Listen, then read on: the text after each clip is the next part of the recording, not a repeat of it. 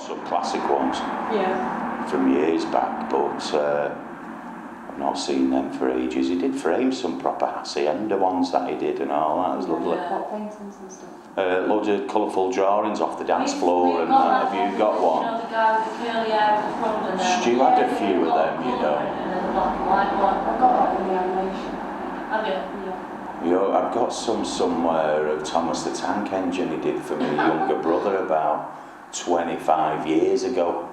And he went like that, and my brother was just walking. And it was just amazing, your dad at doing the bit of that. And I was only putting a kettle on. And then he did a proper postman pat for him, all colours, and we put it up on the wall, but don't know whether we kept all them. He did loads with my brother, actually. Keep him entertained. Yeah. Am I in the way of that microphone? No, it's Is that your microphone now? I borrowed it from Jess. I don't know what it's going to be like, the sound, because I didn't realise. Well, leave the music over, it's good nowadays, isn't it? Alright, I've got a bit of sound I didn't know. No, you'll have to show me what you've got. I wonder if I've got anything. I kept a load of stuff, it must be at my mum's, but when they was in, are you recording now? Yeah, I just left it on. When they was in the band, when we're talking like about 15, 16, I used to keep all his guitar strings that broke. You'd be famous one day, I'm going to sell them. And I remember coming across loads of stuff. And only last year I thought, I'm going to make a little bracelet out of them or something like that if I find them, because they're quite nice to keep them, aren't they? But I've got a back room at my mum's just full of junk. So I'll have to go. I'll have to look for them wedding negatives and all that. We'll get that done, definitely.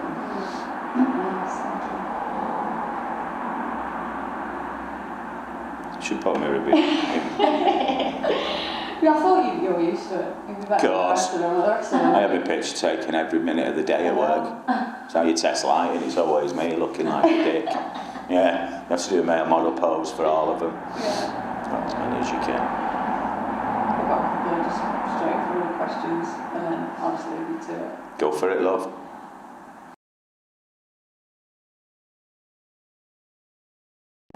Jooch, yeah. Jules, That's it, yeah. whichever one. Yeah. I was telling Jane a story actually. She thought it was dead sweet, but this is how I met your dad. I was about 12 years old, I think. Yeah, about 12 years old.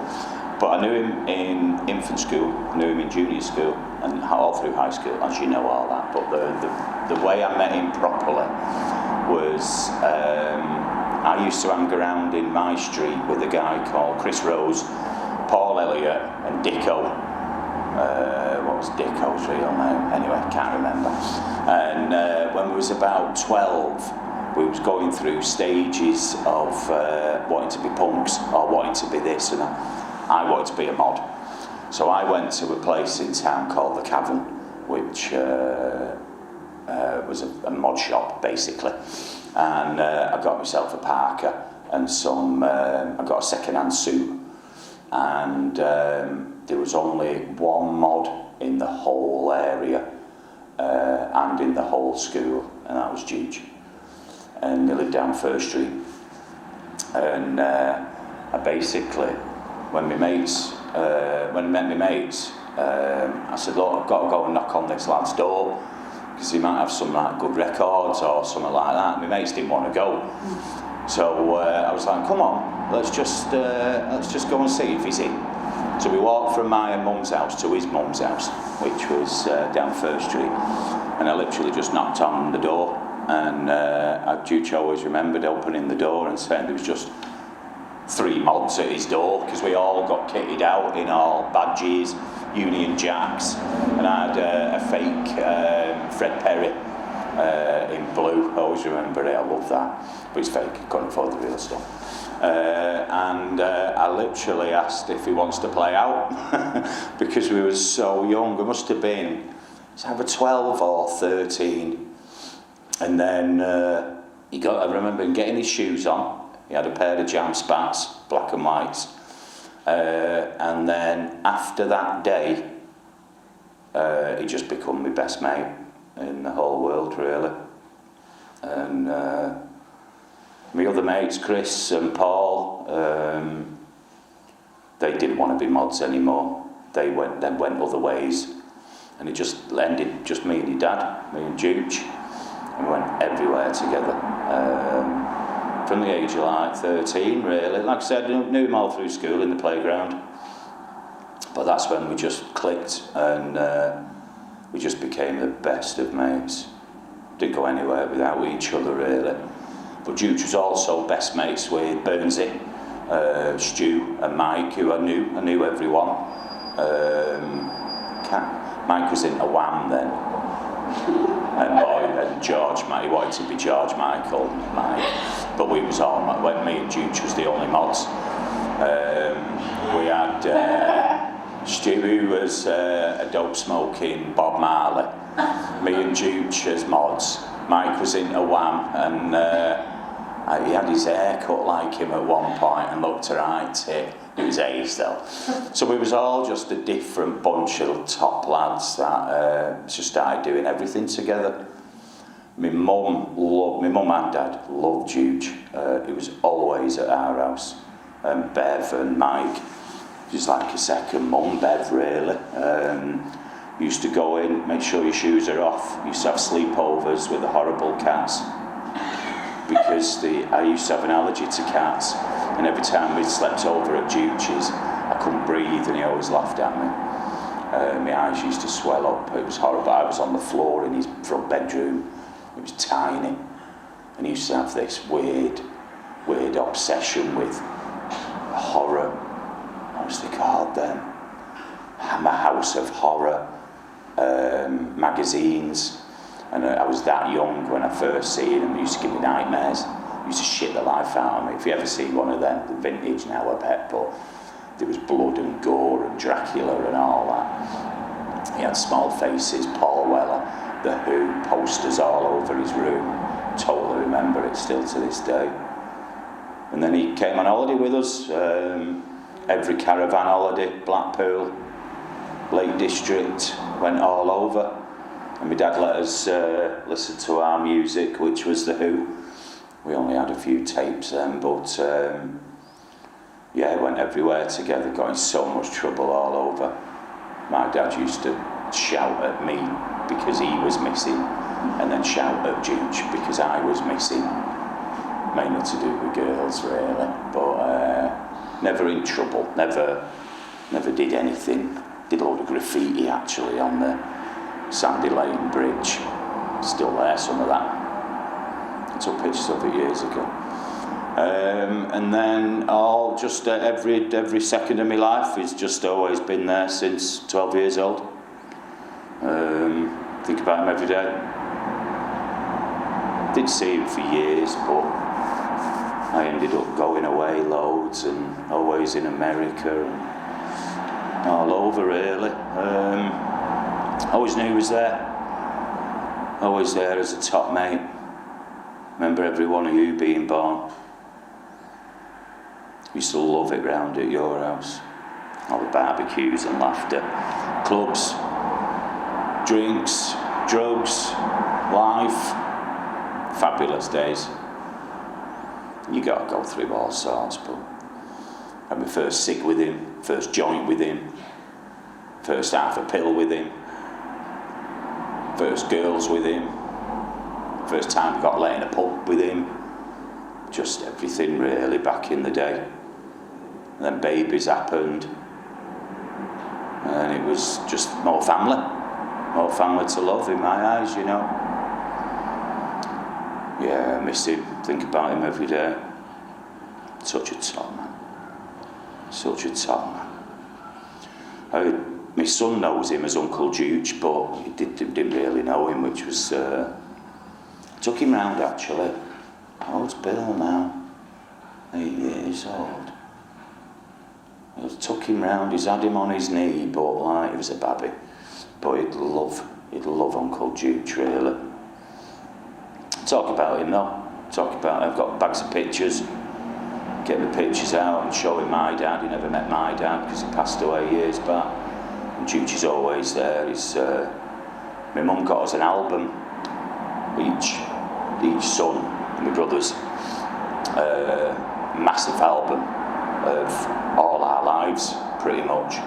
And Jooch is in loads of that because he was a massive part of my life, you know. Such a shame. I feel like he's still here though, you know. I always will. But yeah, had some mad times with your dad. Have you got any in particular? Oh, dropping acid, watching Jurassic Park, and then going Dun and Massey. All the day turned into dinosaurs. We used to camp out there loads.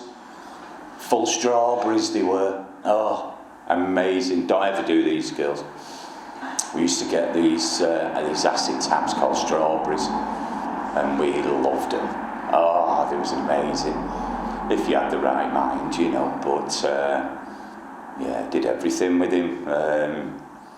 Like I say, all the hacienda days, before your mum, before we used to go conspiracy. There's a million. When people say, give us a story, it's like, there's too many. I remember him loads laughing with my dad at breakfast when we were staying in the White Lodge in Blackpool. Everyone called him Jules then, which nobody did in our, it was Jooch. But my dad called him Jules. Always nicked his bacon at breakfast time. I don't know whether did he like bacon? I don't know. My dad always nicked his bacon though. Just getting in trouble really, mainly with girls. We used to pretend. Do you know the film Quadrophenia? Well, the main character's Jimmy, and James Michael Cooper, I think he's called in it, and that was Jooch, because he was the smartest one in the way of clothing. And his best mate in it was Dave, and I was Dave. And we used to pretend to girls that our names was Jimmy and Dave. And they used to, my mum and your Nan and Bev, these people keep phoning for Jimmy. These people, and my mum said, these people keep calling for Dave. Because we used to go to a club in the daytime called Cloud 9, which was me and Jooch and Gaynor, my mate Gaynor. We used to make her dress as a mod, and she used to come. Used to get the number 67 bus, and it was a mod ska club in the daytime. It's bizarre to think it now. At 14 years old, going, mum and dad didn't have a clue where we were. Get the bus to town and go and dance and swap numbers basically. But he was such a good-looking fella, your dad. Blue eyes with dark hair. He used to pull all the birds, and I used to get the mates. But most of the mates were fitter, I'd say. But now we just used to have a laugh everywhere we went. Never fell out, never did anything really. It was just a top friendship. I used to come home from school and he was there having tea with my mum. It was just normal to have him there like a brother, you know. Yeah, great days. Absolutely great days. I'm glad that we did everything that we did. We was never naughty, never had fights, never got into trouble, never harmed anyone. It was just too nice for all that, really. I think he had about 2 fights in his life, in my eyes. I've had 1. You know, it was never trouble causers, never anything like that. But nobody messed with him. He knew about his karate with his dad, didn't he? So he used to know how to break your fingers and things like that, which he never tried on me, which was a good thing. But no, I could list a million. I used to drive, pick him up, go to the clubs. We used to go down Moat Lane, smoke as much dope as we can. We never drank back then. Nobody drank. I used to drive everywhere. Like 5 years of just I think me and Jooch stopped going in pubs before we was old enough to go in pubs, if that makes sense, because we used to go next door to the coach, and they used to let us in. Jooch used to have the first bit of bum fluff tash there. We used to be able to get in, and he used to get served. But because when we found club scene and sort of pills and that side of it, we stopped going the White Horse or drinking in Earlham before we was even allowed to go in them. We was going clubs in Manchester, and all the local knobheads was going to local boozers, you know. But fab, absolutely fab.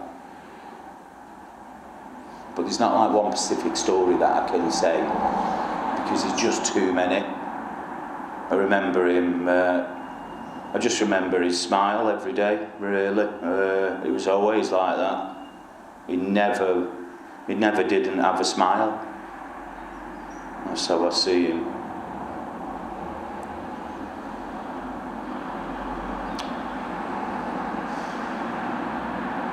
Favourite picture is the one, the laughter one.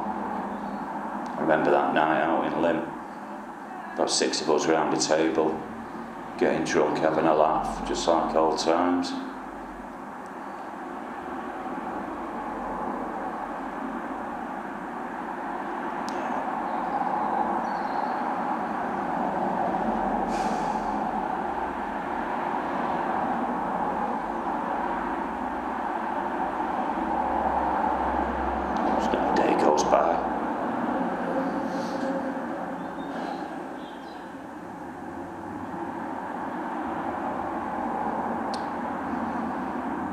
A lot of top memories though, you know.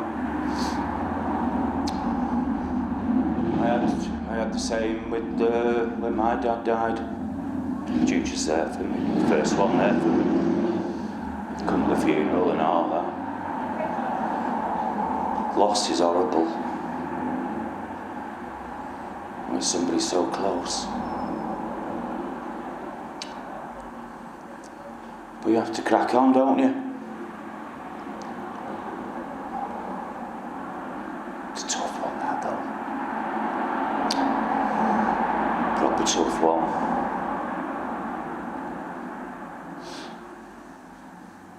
Yeah, but I won't believe that, man. My wife said I should see somebody about it, so I went to see this bereavement counsellor. Basically, you just sit in a hippie's house and talk, and she charges 65 quid an hour. So I was like, I'm not doing that again. I'll tell to you, Jay. I have my moments throughout the year, but it's monthly, really. Just a piece of music, a guitar, strum, or something, just reminds you of him, and it's hard, it's difficult. Top mate, brother, such a shame. Now I'm here doing this crime for his daughters. But yeah, it's you just got to crack on, haven't you, love, eh? It's horrible, it's horrible. Like I say, I see him everywhere. Don't know whether you do. It's his hair, it's that thatched hair that he had. There's a guy in my son's football team, and his dad, he's got the same hair as you, and from behind it's your dad. Maybe it's because I want to see him again, I don't know, but walk around town, see a million of him, it feels. Same jacket, memory, just a laugh, you know, he's there, he's still there. It's just, it's disappointing that he's not really here, you know. But yeah, there's a million, I could go all day really, but just when I look through the pictures of him, it's just really hard to even carry on turning the pages, you know. But laughter. He brought it to everyone. He certainly did me. And all my family, all the friends and everyone. It's just so shocking.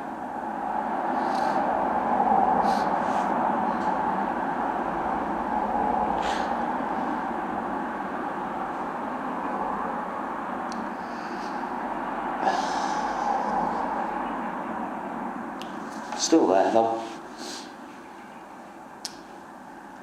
Just sort of hold him, you know.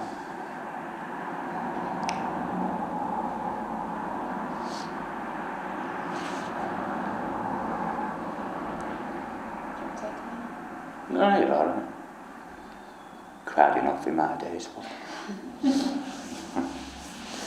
It's alright, it's too much. No, it's not, it's nice, you know.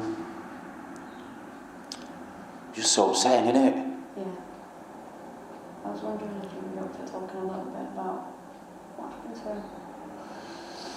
Well, I was away a lot, hearing stories, going off the rails. Drink. Affects everyone like it, doesn't it?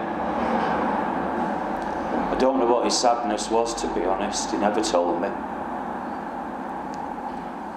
You know, we all loved getting off our faces. We always did. It was jolly times. It was happy. It was happy pills. That's what they called them. You know, everything. There's nothing to do with anything like that. I've never known. But it just grabs you that. I used to get phone calls, because I moved away.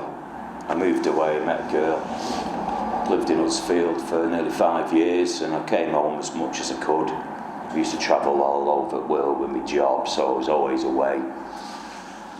No mobile phones back then, didn't really keep in touch other than nipping to the coach or 0161 775 0706. I've known his number for all my life. Always had a chat with your nana. Where is he? And he didn't. No, his phone was always off anyway when we did get mobiles. And then I just heard like he's been seen drunk. 11 in the morning sort of thing, and I wasn't around. I didn't live round here anymore, and we didn't plan to meet all the time, or it was just random occasions, christenings or weddings, or just bumping into him. It was always Steve's home, Steve's back. We used to do months away, so it was always got together and made sure that we seen each other. But it's sad to say, we all just always met up and got drunk. We didn't play squash together. We didn't like go on windy walks or out like that. We just met in boozers and got drunk. But I never seen the badness, the worst of it. I was only around for a few nights or a few days, and I just kept hearing stories that he's breaking up and drinks got to him, and somebody says finding bottles in the house empty and all horrific shite. And I never talked to him about it, but I never knew what was up with him. People say there's always something, but lovely family. His mum and dad was fabulous. Great upbringing. Beautiful daughters. Beautiful wife. Gorgeous home. Fun home every time I went. Then I just get a phone call off my mum saying Jooch is in back garden. I'm like, what? I'm in Huddersfield. Well, Jooch is on the lawn. Like, what, at your house? I'm like, get him on the phone. And I think he come round to see me, I think. I don't know. I lived there for 10 years. Just turn up at my mum's house, and I don't know, I feel bad that I weren't there, but I met Jane and Billy, and life just takes over, doesn't it, you know? Like my own family then. Well, wasn't planned in any way, but I was 38 when I became a dad. You lot was already, everyone took piss out of me, including your dad. 38, God, I was knackered. Still am. I don't know, I don't like thinking he was alone. He wasn't, he wasn't. I don't know what his demons were, I don't know what caused it, why, I don't know. A few of my friends have done it. Hitting the bottle for no reason, I don't understand the reasons of stuff. I don't know what sparks it, I don't know. It just takes over your life, drink. It's horrible. I bumped into him and he's absolutely fine. Absolutely fine, laughter. And then somebody said he was drunk, Steve. I'm like, he weren't. He was fine. He'd give us a big hug and everything, not seeing him for ages, but a few days later he's been on a bender or something. He didn't seem drunk in any way whatsoever. Like I say, I was away so much, I didn't even live near him. Which makes me feel bad, because, I don't know, I should have been there.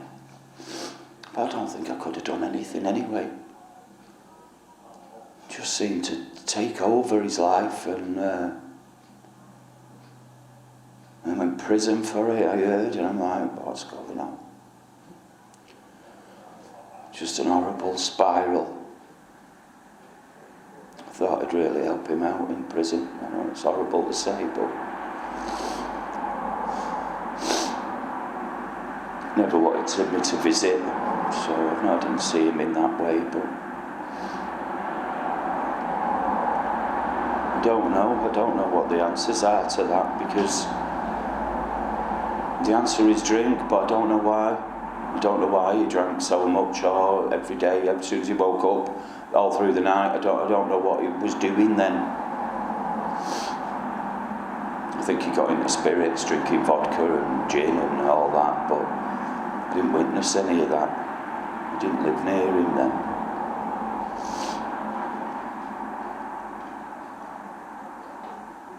And then I fucking seen it on Facebook. My mum phoned me. My mum told me on the phone, she said, alright, so she's crying her heart out, and what's happened? She said, have you not heard about Julian?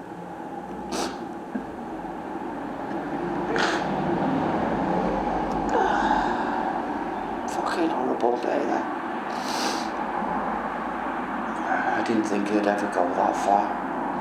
I don't even know if that's the reason he died. I don't know if he was on a bender or just... I don't know.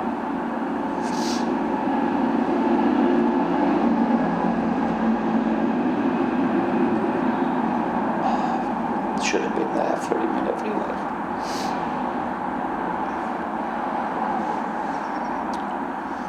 Had my own shit going on though, you know. Couldn't give him my time, but I had family and work and shit excuse that really, isn't it? But it's the truth, the right. I couldn't have had him move in. I just had a newborn. You know, I couldn't look after him. I don't know when he got kicked out of your home. I was just away. Just weren't around him, which is horrible, but I've never seen any of that bad stuff, which I'm glad about. I hated hearing it.